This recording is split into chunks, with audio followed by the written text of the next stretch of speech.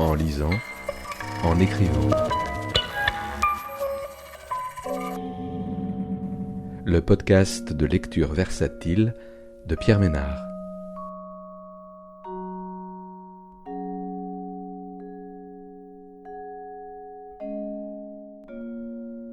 Aujourd'hui, Le cours secret du monde, d'Hugues Jalon, paru aux éditions Verticales en 2025. Dans Le cours secret du monde, Hugues Jalon dresse un panorama déroutant de figures marginales ou influentes, ésotéristes, gourous, ingénieurs illuminés, agents doubles, spécialistes du développement personnel, pour explorer les zones troubles où l'occultisme, l'économie et le pouvoir s'entrelacent.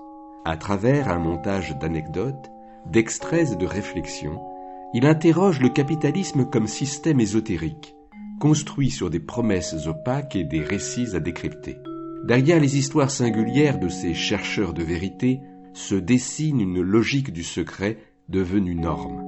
Le livre, constitué d'une juxtaposition d'éléments différents, nourri de colère et d'humour noir, évolue comme un labyrinthe mental où la lucidité politique flirte avec la paranoïa.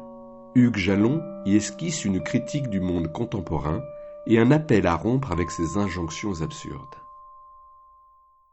Sur une mauvaise photographie en noir et blanc, il nous regarde.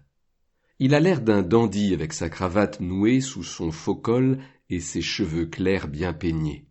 Son coude repose sur une table de métal encombrée d'appareils reliés par des fils électriques. Au premier plan se trouve une sorte d'instrument de chimie composé de 3 flacons de verre superposés, en forme de globes aplatis, surmontés d'une pipette à poire. Frederick Soddy a 25 ans à peine. Assis à côté de lui, Ernest Rutherford est plus âgé. Il semble absent. On ne sait pas trop ce qu'il regarde. Peut-être tout ce matériel étrange qui occupe la table au milieu d'eux, ou bien il réfléchit à ce qu'ils viennent de faire tous les deux. Soddy se souvient. J'ai été subjugué par quelque chose de plus fort que la joie. Je n'ai pas de mots pour le dire, une sorte d'exaltation. Je criai « Rutherford, c'est de la transmutation !» Et Ernest a répliqué « Bon sang, Soddy, n'appelle pas ça de la transmutation. Ils vont nous prendre pour des alchimistes et ils vont nous faire la peau. » C'est la veille de Noël. En décembre 1902, dans leur laboratoire de l'université de McGill de Montréal, le jeune chimiste et le vieux physicien ont réussi à transformer du sodium radioactif en un gaz inerte qu'ils pensent être de l'hélium. 4 ans plus tôt, les époux Curie ont découvert le polonium et le radium, et Marie a introduit le mot radioactivité dans l'histoire de la science atomique. Mais Soddy et Rutherford sont allés plus loin. Ils ont, en quelque sorte, trouvé un moyen de transformer la matière. Ils obtiendront chacun un prix Nobel pour leurs travaux. À cette époque, ça fait longtemps que l'alchimie n'intéresse plus grand monde, surtout les vrais scientifiques comme Soddy et Rutherford.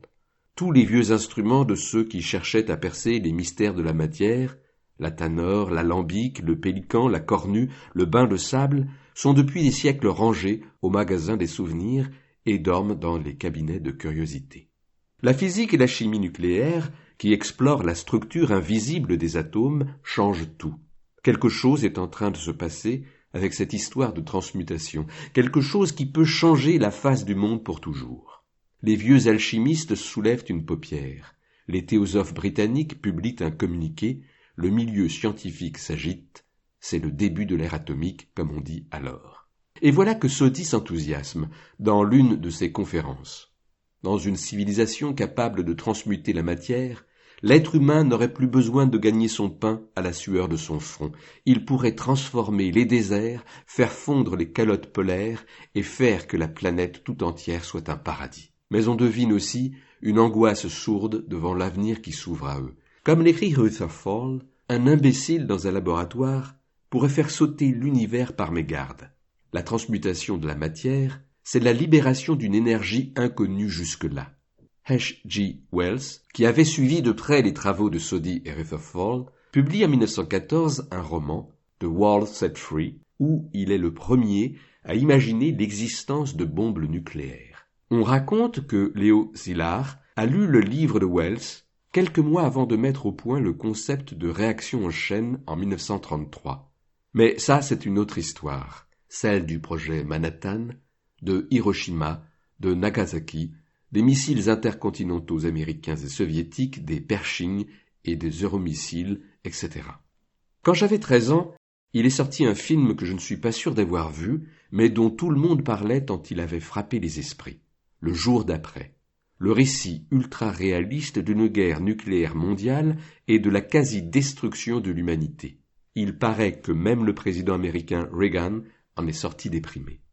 Mais tout ça, on n'y est pas encore. 15 ans après, l'expérience de Soddy et Rutherford résonne dans un domaine inattendu. Au lendemain de la Première Guerre mondiale, le système monétaire international, où les monnaies nationales sont alors définies par leur poids en or et où les taux de change sont fixes, a volé en éclats. Heureusement, à la conférence de Gênes en 1922, les grands États industriels tombent d'accord pour revenir à l'étalon or et tout remettre d'aplomb. Le monde respire. Seulement voilà, personne n'a oublié la transmutation réussie de la matière par les nouveaux alchimistes de l'atome. Et dans ces années-là, on annonce régulièrement des expériences chimiques réussies de transmutation de métaux en or. En 1924, Adolf Mead, par exemple, un grand scientifique berlinois, l'inventeur de la photographie en couleur, révèle qu'il a réussi à transformer en or des vapeurs de mercure en utilisant des rayons ultraviolets. Un laboratoire américain tente sans succès, quelques mois plus tard, de rééditer l'expérience. Il souffle alors un vent de panique aux États-Unis et ailleurs. L'inquiétude est telle qu'en janvier 1924, le New York Times publie en une un article qui se veut rassurant. Le regain d'intérêt récent pour l'alchimie et la parution d'articles laissant entendre que l'or artificiel pourrait devenir si abondant que le métal naturel perdrait la valeur qui en fait la référence du système monétaire, a conduit l'Institut d'études géologiques des États-Unis à déclarer qu'il n'y a aucune raison d'espérer pour les chimistes, ni aucune crainte à avoir pour les économistes, que le précieux métal puisse être produit en laboratoire. Les annonces d'expériences de transmutation réussies se multiplient, en Grande-Bretagne, au Japon, si bien qu'en 1928, encore le New York Times consacre un article au livre qui vient de paraître de l'alchimiste français François Jolivet-Castelot, La fabrication chimique de l'or. Pendant plusieurs années, les pays industrialisés, insérés dans le commerce mondial, semblent vivre sous la menace d'une destruction complète de l'ordre monétaire international et d'un naufrage général de leurs économies. Ce naufrage aura lieu, mais pour d'autres raisons, quelques mois plus tard, avec le krach de Wall Street en octobre 1929.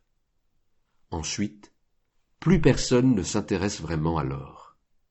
On s'achemine, après la Seconde Guerre mondiale, vers la fin de la convertibilité du dollar en or, finalement décidée par Nixon en 1971. Une nouvelle ère s'ouvre pour l'économie mondiale. Les monnaies se mettent à flotter, les taux de change fluctuent en permanence. C'est le marché qui décide désormais seul de leur valeur. L'or, c'est fini. L'alchimie aussi. La fête peut commencer. Le commerce mondial explose. Les bourses explosent. Les montants de liquidité explosent. La finance explose. Le prix du pétrole explose. L'inflation explose. La dette publique américaine explose. La population mondiale explose. Les télécommunications explosent. Il n'y a plus de barrières, il n'y a plus de frontières, il n'y a plus d'obstacles. Un célèbre éditorialiste, Tom Friedman, de New York Times, écrit que le monde est devenu plat. La fête peut commencer. On a attendu trop longtemps que la came soit livrée. Maintenant, la musique est plus forte, si forte qu'on ne s'entend plus parler. Tout le monde est très excité. On se succède dans la petite salle de bain doucement, pas de panique, il y en aura pour tout le monde. Les nez reniflent, les corps dansent, les yeux étincellent, les pupilles sont dilatées. Le sang gonfle les artères. Les cœurs brûlent, les cerveaux explosent de joie sous la boule à facettes qui tourne sans fin, tout se met à scintiller. Ça y est, la fête a commencé, nous sommes connectés. C'est branché, les neurotransmetteurs sont bloqués, bien accrochés au dernier maillon d'une longue et solide chaîne de valeur, elle-même merveilleusement intégrée au circuit du commerce mondial, un réseau de producteurs, transporteurs, grossistes, détaillants, comptables et avocats de premier plan, des experts à la pointe des techniques d'optimisation fiscale des plus-values, qui transitent par une multitude de sociétés écrans dirigées par une multitude de prête-noms. La fête a commencé. Quelle joie! Le 1er mai 1981, dans une interview donnée au Sunday Times, la première ministre britannique, Margaret Thatcher, a déclaré « Economics are the method. The object is to change the heart and soul. » L'économie, c'est la méthode. L'objectif est de changer le cœur et l'âme. C'est une révolution intérieure. C'est une révolution de l'âme ou du cœur. C'est long de changer une âme ou un cœur, plus long que de creuser une falaise ou d'ensevelir un village sous une retenue d'eau. Mais à la fin, un homme nouveau est né. Le nouvel ordre du capital a réalisé ce que les fascismes et les communismes avaient échoué à fabriquer. L'avenir lui appartient. Au début des années 1990, on reparlait beaucoup de la fin de l'histoire. C'était après l'effondrement de l'URSS, après la chute du mur de Berlin. Dans un livre intitulé « La fin de l'histoire et le dernier homme », un Américain d'origine japonaise, Francis Fukuyama, annonçait qu'elle était enfin arrivée, cette fameuse fin de l'histoire, que la démocratie, le libéralisme, le libre marché l'avaient emportée. La paix allait enfin régner dans le monde où le dernier homme patiente quelques secondes à l'entrée du rayon surgelé et où son genou lui fait un peu mal lorsqu'il court plus longtemps que d'habitude, comme ce matin après le rendez-vous avec les Coréens qui n'avaient pas bien démarré à cause d'un lot de panneaux abîmés dans un conteneur expédié il y a un mois. L'histoire est derrière lui maintenant. Le dernier homme a trouvé une solution. Les banques lui ont accordé un nouveau délai. Il frissonne dans l'air climatisé, il peut se détendre, il n'est pas pressé. Sa femme doit terminer sa présentation de demain, des pizzas feront l'affaire avec de la glace et des fruits. Après, ils regarderont peut-être 2 épisodes d'une série. Il sourit, il a des projets pour demain. Just be you, just be yourself, disent les publicités et tous ces livres et méthodes de développement personnel qui nous veulent du bien. Tu vas y arriver. Pense à toi. Connais ta propre valeur. Cultive-la, enrichis-la. Tu es ton meilleur atout dans la vie. Tu sais que l'amour et l'amitié ne durent pas. Tu es seul, tu ne peux compter que sur toi-même. C'est ta force. Tu n'as besoin de personne. Sois toi-même. Détache-toi. Augmente ta puissance. Cultive ta différence. Valorise-toi. Adapte-toi. Ne te laisse pas distancer.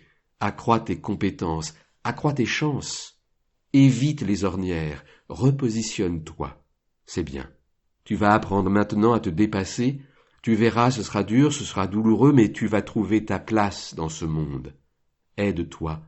Le ciel t'aidera.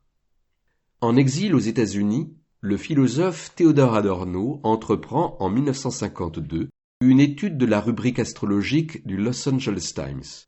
Il analyse cette croyance dans le rôle des astres comme une forme moderne d'aliénation dont l'objet est de justifier ou de trouver une raison à l'oppression vécue dans un monde devenu sans âme.